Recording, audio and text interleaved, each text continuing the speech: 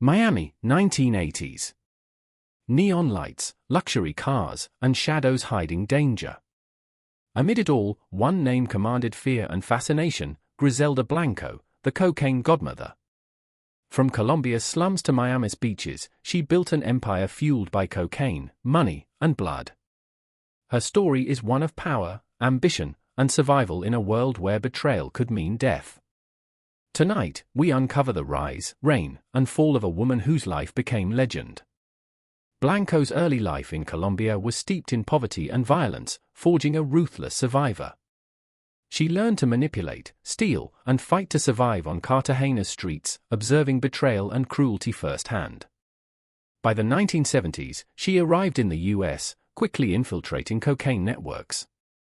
Her intelligence, audacity, and capacity for extreme violence made her untouchable in a city ruled by fear. Griselda Blanco grew up where survival required cunning and courage. Poverty, family struggles, and exposure to crime taught her that manipulation and fear were more powerful than strength. Each petty theft and deception honed her instincts, laying the foundation for a future empire built on terror and control. By her teenage years, she had mastered deception and ambition. While other children dreamed of normal lives, she planned her escape from poverty. The girl from Cartagena, once overlooked, would become the Cocaine Godmother, a name feared across continents. Arriving in New York, Blanco quickly grasped the opportunities and dangers of the American streets. She immersed herself in the cocaine trade, using intelligence and ruthlessness to build networks while eliminating threats. Moving to Miami, she expanded her empire into one of the most sophisticated and deadly cocaine operations in U.S. history. Combining fear with strategic brilliance, she controlled enforcers, distributors, and rivals alike, all while maintaining a maternal side that fascinated and terrified. By the 1980s, Miami had become a war zone under Blanco.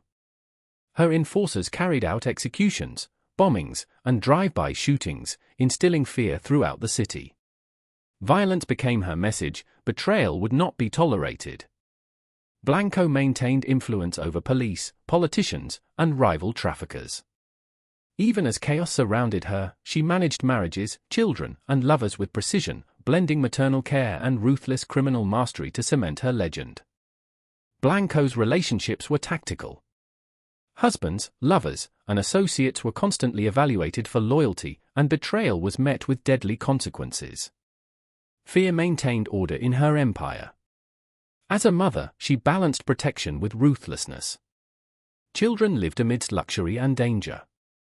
Her genius lay in anticipating moves, manipulating outcomes, and maintaining control in a world where trust was scarce and betrayal deadly. At her zenith, Blanco ruled Miami with absolute authority. Her wealth was immense, but fear was her true power. Enforcers executed her commands with deadly precision, sending messages that even minor slights could be fatal. Every shipment, route, and enforcer was monitored like a military operation.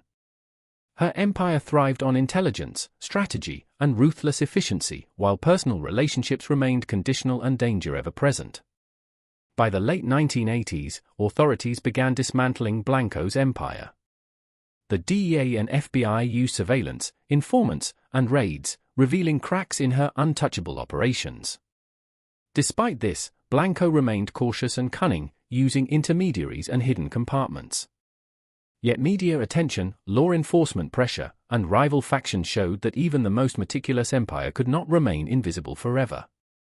By the early 1990s, Blanco was arrested, facing multiple charges. Her empire crumbled as associates turned informants and rivals seized control. The streets that once feared her moved on, leaving her legacy in history. Her trial revealed the brutality and genius of her reign. Even in prison, her reputation ensured fascination and fear persisted.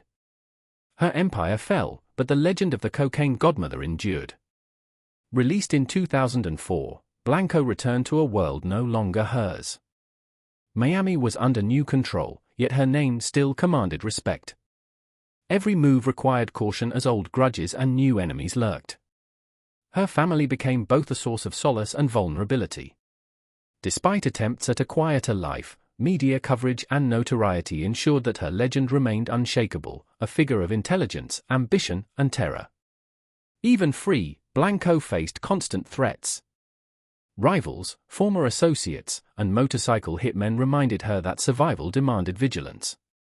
Every glance carried danger. The empire she once ruled hunted her in pieces. Protective instincts guided her every move. Alliances were fragile, trust rare, and danger omnipresent. Time and shifting power dynamics made every day a negotiation of influence and survival. In 2012, Blanco was assassinated in Medellin, Colombia, by a motorcycle hitman. The violent tactics she once wielded had finally claimed her. Her empire had ended, but her legend endured through media and history. Griselda Blanco's life is a cautionary tale. Ambition, power, and violence are inseparable.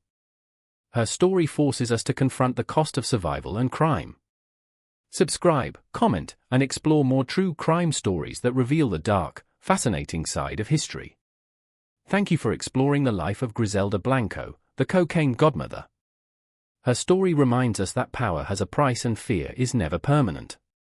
Subscribe, hit the bell, and join us for more shocking true crime legends. Until next time, keep your eyes open,